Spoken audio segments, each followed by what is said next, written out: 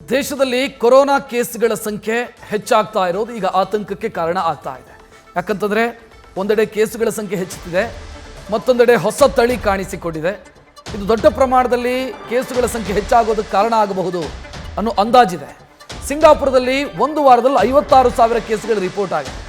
ಭಾರತದಲ್ಲಿ ಈಗಿನ ಮಾಹಿತಿ 1,700 ಆಕ್ಟಿವ್ ಕೇಸುಗಳಿದ್ದಾವೆ. ಹೊಸ ತಳಿ JN.1 ಇದರ ಬಗ್ಗೆ ಆತಂಕ ಪಡಬೇಕಾಗಿಲ್ಲ ಅಂತ ತಜ್ಞರು ಹೇಳ್ತಾ ಇದ್ದಾರೆ. ಆದರೆ ಮುಂಜಾಗ್ರತಾ ಕ್ರಮವನ್ನು ತೆಗೆದುಕೊಳ್ಳಿ ಅನ್ನೋ ಸಲಹೆಯನ್ನ ಕೂಡ ಕೊಡ್ತಾ ಇದ್ದಾರೆ. JN.1 ತಳಿ ಒಮಿಕ್ರಾನ್ನ ಉಪತಳಿ ಅಥವಾ ಒಮಿಕ್ರಾನ್ ರೂಪಾಂತರಿ ತಳಿ. ಅಗತ್ಯ ಕ್ರಮವನ್ನು ಕೈಗೊಂಡ್ರೆ ಇದು ಹರಡದಂತೆ ತಡೆಯೋದಕ್ಕೆ ಸಾಧ್ಯ ಇದೆ ಅಂತ ತಜ್ಞರು ಮಾಹಿತಿಯನ್ನು ಕೊಡ್ತಾ ಇದ್ದಾರೆ. ಹೆಚ್ಚಿನ ಡೀಟೇಲ್ ನೀಡೋದಕ್ಕೆ ನಮ್ಮ ಪ್ರತಿನಿಧಿ ಚಂದ್ರಮೋಹನ್ ನೇರ ಸಂಪರ್ಕದಲ್ಲಿ. ಚಂದ್ರಮೋಹನ್, ಸಹಜ ಜನರಲ್ ಆತಂಕ ಇದ್ದೇ ಇದೆ. ಯಾಕಂತಂದ್ರೆ ನಾವು ಹಿಂದೆ ಏನೆಲ್ಲ ಅನುಭವಿಸಿದ್ದೀವಿ ಅದನ್ನು ಹೇಳಬೇಕಾದಂಥ ಅಗತ್ಯ ಇಲ್ಲ. ಸೊ ಈ ತಳಿಯ ಬಗ್ಗೆ ಪರ್ಟಿಕ್ಯುಲರ್ ಆಗಿ ಈ ಹೊಸ ವೇರಿಯಂಟ್ನ ಬಗ್ಗೆ ಏನು ಹೇಳ್ತಾರೆ ತಜ್ಞರು ಮತ್ತು ಸರ್ಕಾರ ಯಾವ ರೀತಿ ಮುನ್ನೆಚ್ಚರಿಕಾ ಕ್ರಮವನ್ನು ತೆಗೆದುಕೊಳ್ತಾ ಇದೆ? ಹೌದು ರಕ್ಷತ್, ಈಗ ಪ್ರತಿ ವರ್ಷವೂ ಕೂಡ ಡಿಸೆಂಬರ್ ತಿಂಗಳಲ್ಲಿ ಕಳೆದ 2-3 ವರ್ಷಗಳನ್ನು ನೋಡೋದಾದ್ರೆ ಡಿಸೆಂಬರ್ ತಿಂಗಳಿನಲ್ಲೇ ಹೊಸ ಕರೋನಾ ವೈರಸ್ನ ಅಲೆಗಳು ಸೃಷ್ಟಿ ಆಗ್ತವೆ. ಇದು ಜನರಲ್ಲಿ ಈಗ ಆತಂಕಕ್ಕೆ ಕಾರಣ ಆಗಿದೆ. ಈಗ ಡಿಸೆಂಬರ್ ತಿಂಗಳಲ್ಲಿ ಮತ್ತೆ ಕರೋನಾದ ಹೊಸ ಅಲೆ ಬರ್ತಾ ಇದೆ ಅನ್ನೋ ಒಂದು ಭೀತಿ ಕೂಡ ಜನರನ್ನ ಮತ್ತು ಆರೋಗ್ಯ ತಜ್ಞರನ್ನು ಕೂಡ ಕಾಡ್ತಾ ಇದೆ. ಏಕೆಂತಂದ್ರೆ ಈಗ ಒಮಿಕ್ರಾನ್ ಉಪತಳಿಯಾದಂತಹ JN.1 ನಿಂದಾಗಿ ದೇಶದಲ್ಲಿ ಕರೋನಾ ವೈರಸ್ನ ಪ್ರಕರಣಗಳು ಹೆಚ್ಚಾಗ್ತಕ್ಕಂಥ ಭೀತಿ ಕೂಡ ಕಾಡ್ತಾ ಇದೆ. ಮುಖ್ಯವಾಗಿ ನಮ್ಮ ದೇಶದಲ್ಲೂ ಕೂಡ ನಿನ್ನೆ ಒಂದೇ ದಿನ 355 ಹೊಸ ಕರೋನಾ ಕೇಸ್ಗಳು ಪತ್ತೆಯಾಗಿವೆ. ಜೊತೆಗೆ ಕೇರಳ ರಾಜ್ಯ ಒಂದರಲ್ಲೇ ನಿನ್ನೆ ಕರೋನಾ ವೈರಸ್ನಿಂದ 4 ಸಾವನ್ನಪ್ಪಿದ್ದಾರೆ. ಉತ್ತರ ಪ್ರದೇಶದಲ್ಲಿ ಓರ್ವ ವ್ಯಕ್ತಿ ಸಾವನ್ನಪ್ಪಿದ್ದಾರೆ. ಈಗ ನಿನ್ನೆ ಒಂದೇ ದಿನ 5 ಮಂದಿ ಕರೋನಾ ವೈರಸ್ನಿಂದಾಗಿ ಸಾವನ್ನಪ್ಪಿದ್ದಾರೆ. ಇನ್ನು ಕರೋನಾ ವೈರಸ್ ಮುಗಿತು, ದೇಶದಲ್ಲಿ ಎಲ್ಲರೂ ಕೂಡ ಕರೋನಾ ವ್ಯಾಕ್ಸಿನ್ಸ್ ಅನ್ನ ಪಡ್ಕೊಂಡಿದ್ದಾರೆ. ಹೀಗಾಗಿ ಕರೋನಾ ವೈರಸ್ಗೆ ಭಯ ಪಡೋದು ಬೇಡ, ಜನರೆಲ್ಲರೂ ಕೂಡ ಧೈರ್ಯವಾಗಿ ನೆಮ್ಮದಿಯಿಂದ ಜೀವನ ನಡೆಸಬಹುದು ಅಂತ ಹೇಳಿ ಅನ್ಕೊಂಡಿದ್ವಿ. ಆದ್ರೆ ಈಗ ಮತ್ತೆ ಕರೋನಾ ವೈರಸ್ನ ಹೊಸ ಅಲೆಗಳು ಮತ್ತು ಹೊಸ ತಳಿಗಳು ಸೃಷ್ಟಿ ಆಗ್ತಾ ಇರ್ತಕ್ಕಂಥದ್ದು ಈಗ ಆತಂಕಕ್ಕೂ ಕೂಡ ಕಾರಣ ಆಗಿದೆ.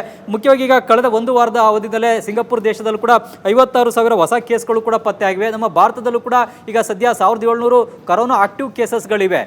ಇದು ಕೂಡ ಈಗ ಆತಂಕಕ್ಕೆ ಕಾರಣ ಆಗ್ತಿದೆ. ಯಾಕೆಂದರೆ ದಿನದಿಂದ ದಿನಕ್ಕೆ ಕರೋನಾ ಕೇಸಸ್ಗಳು ಕೂಡ ಹೆಚ್ಚಾಗ್ತಾ ಇದೆ. ಈ ಜೊತೆಗೆ ಸಾರಿ ಕೇಸಸ್ಗಳು, ILA ಕೇಸಸ್ಗಳು ಕೂಡ ನಮ್ಮ ದೇಶದಲ್ಲಿ ಇವೆ. ಜೊತೆಗೆ ಜನ ಈಗ ಯಾರು ಕೂಡ ಹೆಚ್ಚಿದಾಗಿ ಕರೋನಾ ಟೆಸ್ಟ್ಗಳನ್ನು ಮಾಡಿಸ್ಕೊಳ್ತಾ ಇಲ್ಲ. ಇದರಿಂದಾಗಿ ಕರೋನಾ ಕೇಸಸ್ಗಳು ಇದ್ರೂ ಕೂಡ ಅವು ಪತ್ತೆ ಆಗೋದಿಲ್ಲ ಮತ್ತು ರಿಪೋರ್ಟ್ ಕೂಡ ಆಗೋದಿಲ್ಲ. ಈ ಕಾರಣಕ್ಕಾಗಿಯೇ ಈಗ ಎಲ್ಲ ರಾಜ್ಯಗಳಲ್ಲೂ ಕೂಡ ಒಂದು ರೀತಿಯಾದಂಥ ಅಲರ್ಟ್ನ ಸ್ಥಿತಿಯನ್ನು ಘೋಷಣೆ ಮಾಡಬೇಕಾದಂಥ ಪರಿಸ್ಥಿತಿ ನಿರ್ಮಾಣ ಆಗಿದೆ. ಈಗ ವಿಶೇಷವಾಗಿ ಕೇರಳ ರಾಜ್ಯದಲ್ಲೇ ಮೊದಲೇದಾಗಿ JN.1 ಕರೋನಾದ ಉಪತಳಿ ಪತ್ತೆ ಆಗಿದೆ. ಇದಾದ ಬಳಿಕ ಕೇರಳ ರಾಜ್ಯದಲ್ಲೂ ಕೂಡ ಈಗ ಹೆಚ್ಚಿನ ಮುನ್ನೆಚ್ಚರಿಕೆ ಕ್ರಮಗಳನ್ನು ಕೂಡ ತೆಗೆದುಕೊಳ್ಳಲಾಗ್ತಾ ಇದೆ. ಜೊತೆಗೆ ಕೇರಳದಲ್ಲೂ ಕೂಡ ನಿನ್ನೆ ಒಂದೇ ದಿನ 4 ಮಂದಿ ಕರೋನಾ ವೈರಸ್ನಿಂದ ಸಾವನ್ನಪ್ಪಿರುವಂಥದ್ದು ಕೂಡ ಈಗ ಮತ್ತೆ ಆತಂಕಕ್ಕೆ ಕೂಡ ಕಾರಣ ಆಗಿದೆ. ಹೀಗಾಗಿ ಈ ಡಿಸೆಂಬರ್ನಲ್ಲಿ ಮತ್ತೆ ಕರೋನಾ ಕೇಸಸ್ಗಳು ಹೆಚ್ಚಾಗಬಹುದಾ ಹೇಗೆ ಅನ್ನೋ ಒಂದು ಭೀತಿ ಕೂಡ ಜನರನ್ನ ಕಾಡ್ತಾ ಇದೆ. ಆದರೆ ಆರೋಗ್ಯ ಇಲಾಖೆಯ ತಜ್ಞರುಗಳು ಮತ್ತು ಬೇರೆ ಬೇರೆ ತಜ್ಞರುಗಳು ಹೇಳೋ ಪ್ರಕಾರ ಈಗ ಒಮಿಕ್ರಾನ್ ಉಪತಳಿಯಾದಂತಹ JN.1 ಪತ್ತೆ ಆಗಿದ್ರು ಕೂಡ ಇದಕ್ಕೆ ಆತಂಕ ಪಡುವಂಥ ಅಗತ್ಯ ಇಲ್ಲ. ಜನರೆಲ್ಲರೂ ಕೂಡ ಮುನ್ನೆಚ್ಚರಿಕೆ ಕ್ರಮಗಳನ್ನು ತೆಗೆದುಕೊಳ್ಬೇಕು. ಜೊತೆಗೆ ಭಾರತದಲ್ಲಿ ಈಗಾಗಲೇ ಜನ ಕೊರೋನಾ ವ್ಯಾಕ್ಸಿನ್ ಅನ್ನು ಕೂಡ ಪಡ್ಕೊಂಡಿರೋದ್ರಿಂದಾಗಿ ವ್ಯಾಕ್ಸಿನ್ ಇಂದಾಗಿ ಈ ಹೊಸ ಉಪತಳಿಗೂ ಕೂಡ ರಕ್ಷಣೆ ಜನರಿಗೆ ಸಿಗುತ್ತೆ. ಹೀಗಾಗಿ ಆತಂಕವನ್ನ ಪಡುವಂಥದ್ದು ಬೇಡ ಅಂತ ಹೇಳ್ತಾ ಇದ್ದಾರೆ. ಆದರೆ ಮುನ್ನೆಚ್ಚರಿಕೆ ಕ್ರಮಗಳನ್ನು ತೆಗೆದುಕೊಳ್ತಕ್ಕಂತಹ ಅಗತ್ಯತೆ ಇದೆ. ಈ ಕಾರಣಕ್ಕಾಗಿಯೇ ಈಗ ರಾಜ್ಯ ಸರ್ಕಾರಗಳು, ಆರೋಗ್ಯ ಇಲಾಖೆಗಳು ಕೂಡ ಜನ ಮುನ್ನೆಚ್ಚರಿಕೆ ಕ್ರಮಗಳನ್ನು ತೆಗೆದುಕೊಳ್ಬೇಕು ಮತ್ತು 60 ವರ್ಷ 70 ವರ್ಷ ಮೇಲ್ಪಟ್ಟಂಥವರು ಕಡ್ಡಾಯವಾಗಿ ಮಾಸ್ಕ್ ಅನ್ನು ಧರಿಸಬೇಕು ಅನ್ನೋ ಒಂದು ಸಲಹೆಯನ್ನು ಕೂಡ ಕೊಡ್ತಾ ಇದ್ದಾರೆ. ಹೀಗಾಗಿ ಈಗ ಬೇರೆ ಬೇರೆ ರಾಜ್ಯಗಳಲ್ಲೂ ಕೂಡ ಈಗ ಮುನ್ನೆಚ್ಚರಿಕೆ ಕ್ರಮಗಳನ್ನು ತೆಗೆದುಕೊಳ್ಳುವಂಥ ನಿಟ್ಟಿನಲ್ಲಿ ಈಗ ಸೂಚನೆಯನ್ನು ಜನರಿಗೂ ಕೂಡ ಕೊಡಲಾಗ್ತಾ ಇದೆ. ಮುಖ್ಯವಾಗಿ ಈ ನವೆಂಬರ್ ಮತ್ತು ಡಿಸೆಂಬರ್ ತಿಂಗಳುಗಳಲ್ಲಿ ಈ ಸೋಂಕು ಹೆಚ್ಚಳ ಅಚ್ಚರಿ ಏನು ಅಲ್ಲ ಅನ್ನೋ ಒಂದು ಮಾತನ್ನು ಕೂಡ ತಜ್ಞರುಗಳು ಕೂಡ ಹೇಳ್ತಾ ಇದ್ದಾರೆ. ಜೊತೆಗೆ ಈಗ ಈ ಡಿಸೆಂಬರ್ ತಿಂಗಳಲ್ಲಿ ಕ್ರಿಸ್ಮಸ್ನ ರಜೆ ಇರುತ್ತೆ. ಜೊತೆಗೆ ಹೊಸ ವರ್ಷಾಚರಣೆ ಕೂಡ ಜನ ಮಾಡ್ತಾರೆ. ಹೀಗಾಗಿ ಜನದಟ್ಟಣೆ ಇರುವಂಥ ಪ್ರದೇಶದಲ್ಲಿ ಜನ ಸೇರ್ತಕ್ಕಂಥದ್ದು ಸಹಜ. ಆದರೆ ಆ ಒಂದು ಜನದಟ್ಟಣೆಯನ್ನು ಇರುವಂಥ ಪ್ರದೇಶಗಳಲ್ಲಿ ಸೇರುವಂಥದ್ದನ್ನು ಅವಾಯ್ಡ್ ಮಾಡಬೇಕು ಅನ್ನೋ ಒಂದು ಸಲಹೆಯನ್ನು ಕೂಡ ಈಗ ಆರೋಗ್ಯ ತಜ್ಞರು ಜನರಿಗೆ ನೀಡ್ತಾ ಇದ್ದಾರೆ. ರಕ್ಷತ್, ಧನ್ಯವಾದ ಚಂದ್ರಮೋಹನ್ ಮಾಹಿತಿಗೆ. ನ್ಯೂಸ್ ಫಸ್ಟ್ ನಿರ್ಭೀತಿಯಿಂದ ನಿಮ್ಮ ಪರವಾಗಿ.